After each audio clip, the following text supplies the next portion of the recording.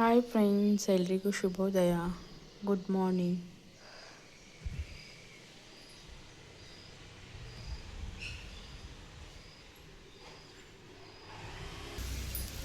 ಎಲ್ಲರೂ ಹೇಗಿದ್ದೀರಾ ಫ್ರೆಂಡ್ಸ್? ಚೆನ್ನಾಗಿದ್ದೀರಾ ಅಂತ ಭಾವಿಸ್ತೀನಿ. ಇವತ್ತಿನ ವ್ಲಾಗ್ನ ಶುರು ಮಾಡ್ತಾ ಇದ್ದೀನಿ. ಇವತ್ತು ವಾತಾವರಣ ಈ ಥರ ಇದೆ ನೋಡಿ ಫ್ರೆಂಡ್ಸ್. ಮಳೆ ಬರ್ತಾ ಇದೆ ಸ್ವಲ್ಪ ಸ್ವಲ್ಪ.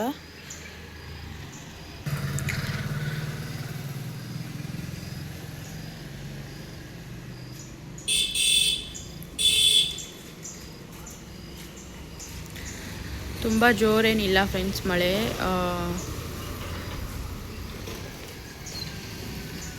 ನಿನ್ನೆಯಿಂದನೂ ಹೀಗೆ ಇದೆ.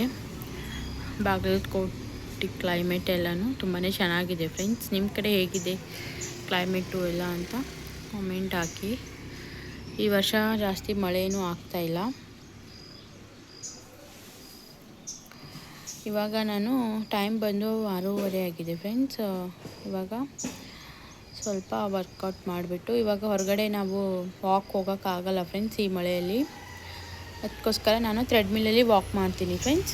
ಮಾಡಿಬಿಟ್ಟು ಸ್ವಲ್ಪ ಎಕ್ಸಸೈಸ್ ಎಲ್ಲ ಮುಗಿಸ್ಕೊಂಡು ಆಮೇಲೆ ಸಿಗ್ತೀನಿ ಫ್ರೆಂಡ್ಸ್.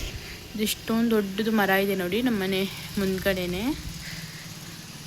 ತುಂಬಾ ಗಾಳಿ ಬಿಡ್ತಾ ಇದೆ ಫ್ರೆಂಡ್ಸ್. ಇವಾಗ ಆಷಾಢ ಗಾಳಿ ಅಲ್ವಾ. ನಾನು ಮತ್ತೆ ಸಿಗ್ತೀನಿ ಫ್ರೆಂಡ್ಸ್. Welcome back friends. ಇವಾಗ ನೋಡಿ ನಾನು ಥ್ರೆಡ್ಮಿಲ್ಲಲ್ಲಿ ವಾಕ್ ಮಾಡ್ತಾ ಇದ್ದೀನಿ.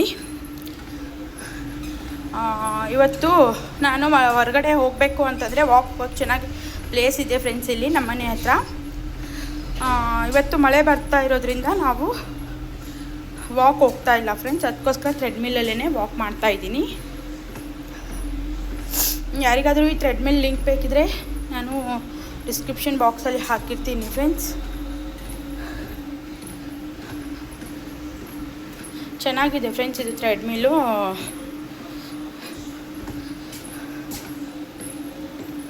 ಇವಾಗ ನಾನು ವಾಕ್ ಮಾಡಿಬಿಟ್ಟು ಸಿಗ್ತೀನಿ. ಎಲ್ಲ ಮನೆಯೆಲ್ಲ ಕ್ಲೀನ್ ಮಾಡ್ಕೊಂಡಿದ್ದೀನಿ friends.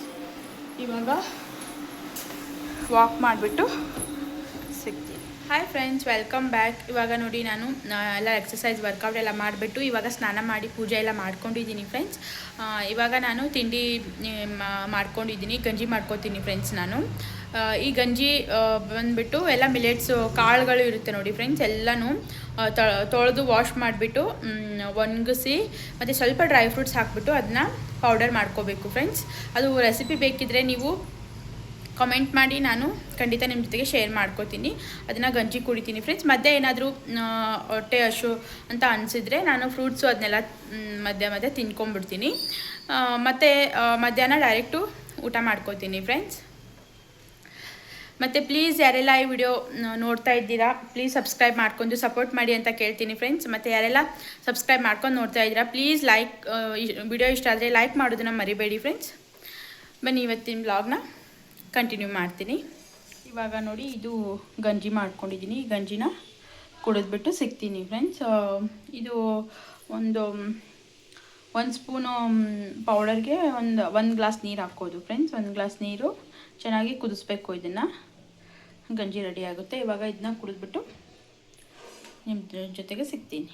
Hi friends, welcome back. ಎಲ್ರಿಗೂ ಗುಡ್ ಆಫ್ಟರ್ನೂನ್ ಫ್ರೆಂಡ್ಸ್. ಇವಾಗ ನೋಡಿ ನಾನು ಜೋಳದ ರೊಟ್ಟಿ ಮತ್ತು ಬೆಂಡೆಕಾಯಿ ಪಲ್ಯನ ಮಧ್ಯಾಹ್ನ ಊಟಕ್ಕೆ ಮಾಡ್ಕೊಂಡಿದ್ದೀನಿ ಫ್ರೆಂಡ್ಸ್. ಮತ್ತು ಒಂದು ಸ್ವಲ್ಪ ರೈಸು ಸಾಂಬಾರಿದೆ.